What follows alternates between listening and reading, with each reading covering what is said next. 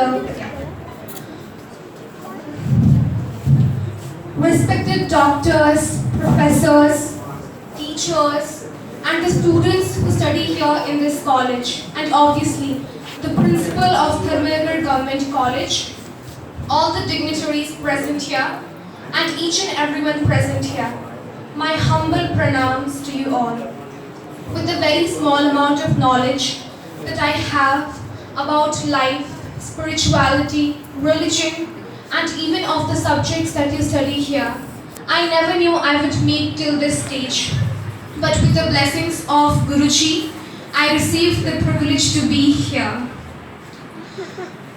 Today I shall be speaking on why one should make yoga a habit of their life. But before that, let me give you a brief description of Guruji's usual morning. He usually wakes up by 3 a.m. He does yoga for an hour or so. He takes his bath, does puja, prays for everyone in this world, meditates, chants his mantra, counts his rosary.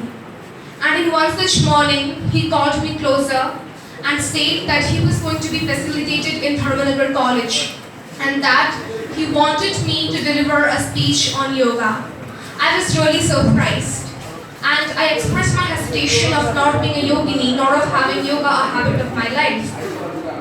I said that if I had started yoga 6 years earlier, I might have been the perfect one for this. I might have been the best one for this. But since I have not, I might not be.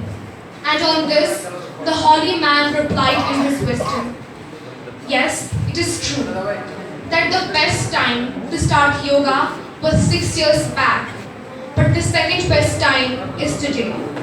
And the same thing applies for every field of growth, let it be education, fitness, or any other skill. When you start learning it, you might feel that the best time was years ago. But always remember that the second best time is today. But I still question, ever since my childhood, my mother has been telling me that whenever Guruji asks you to do something, just do it, don't question. But I have a fat head and I catechized again. I asked if I deliver a speech on yoga, it would be similar to an illiterate lecturing on importance of education. And on this, he remarked that the importance of education is known the most by an illiterate.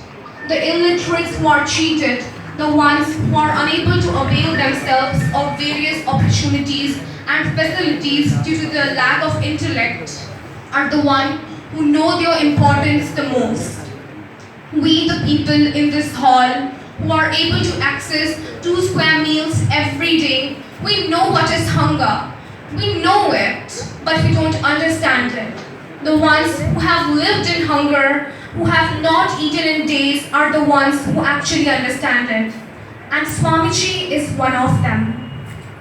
Swamiji was born on 8th of August 1896 in Sylhet, which is presently in Bangladesh, to his father Srinath Goswami and mother Bhagwati Devi. He also had an elder sister. The conditions his family was subjected to was extremely adverse. They would move from door to door to procure food. And whenever they would fail to do so, the children would sleep with an empty stomach. As the days passed by, the condition worsened. It was now that Bhagwati Devi was worried about her son's future. Only then she handed over her son to Swami Omkaranandan, an adherent brahmachari of that time. Guruji followed his Guruji to Navadvip. There, he joined an ashram and began to pursue his education. And it was the first time that he was able to get 2 square meals every day.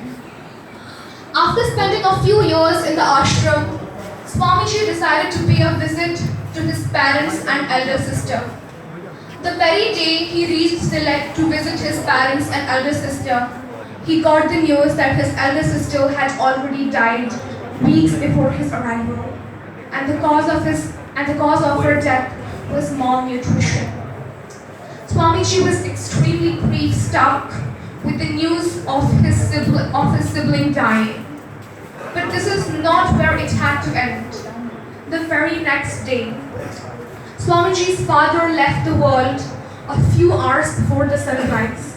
And right after the sunrise, his mother died too. And the cause of their death was malnutrition.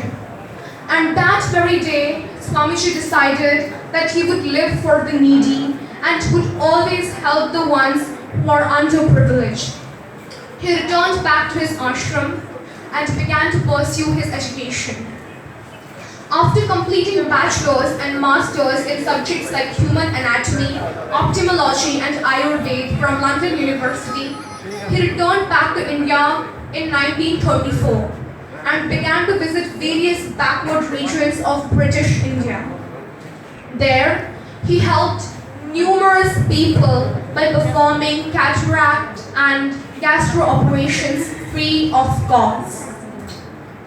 Swamiji says that those years of helping, learning and meditating had helped him to discover his true self.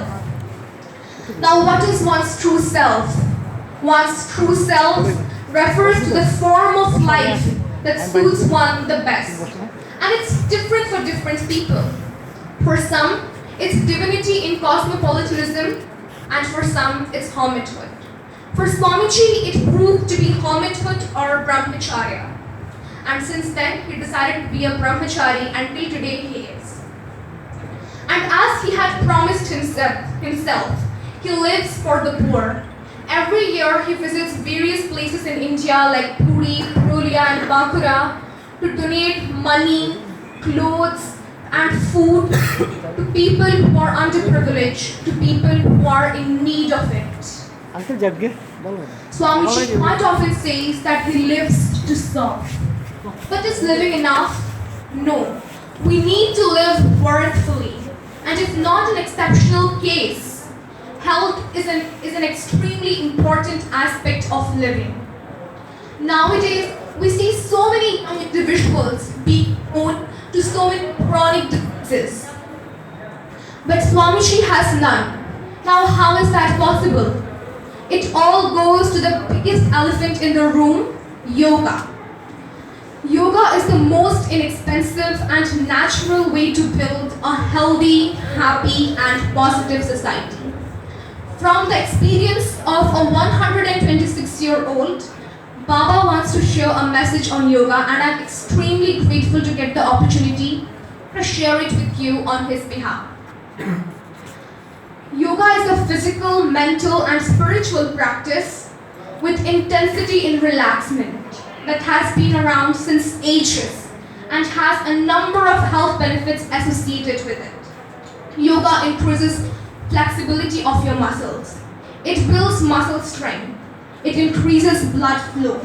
It improves your posture, boosts metabolism, helps in lowering blood sugar, boosts good cholesterol and reduces bad cholesterol. It helps to keep diseases away. It improves your lung function.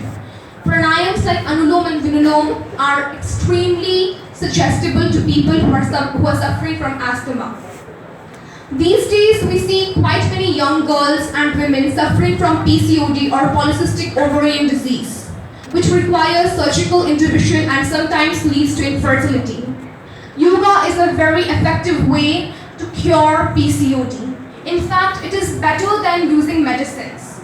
And for asthma, quite many people use inhalers, but that just gives an acute relief during attacks. But yoga will give you a permanent cure.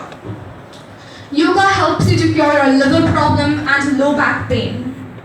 Yoga helps acute illnesses. It is very helpful as it avoids infection. Regular practicing yoga can improve body immunity, which fights against the disease creating germs and weaken their harmful effect, if not kill them. Therefore, yoga is for holistic health and wellness. Practice it. Motivate and encourage others to make it a habit. And not just yoga. Everything that Swamiji does, he does it in the best way. And especially the way he eats. He only consumes boiled vegetables. See, these days girls are being so prone to PCOD. Is it just because of a defective lifestyle for everyone? No. For some, it is because they have been consuming chemicalized vegetables. So it's extremely advisable by Swamiji that whenever you have vegetables, please boil it twice because that would neutralize the chemical effect. At the end, I'm extremely thankful to be amongst the group of human resource who are the main pillars of the building of our nation. Thank you for listening to me and wish you all a very happy and healthy self. Pranam.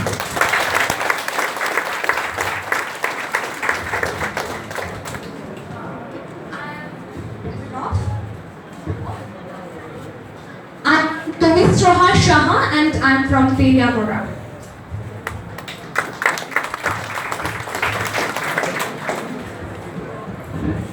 Thank you, Ms. Tomistroha, for wonderful presentation. And now we are getting to know about lot about yoga and the lifestyle of our Swamiji. So thank you once again for sharing your views on Swamiji as well as on yoga. So thank you.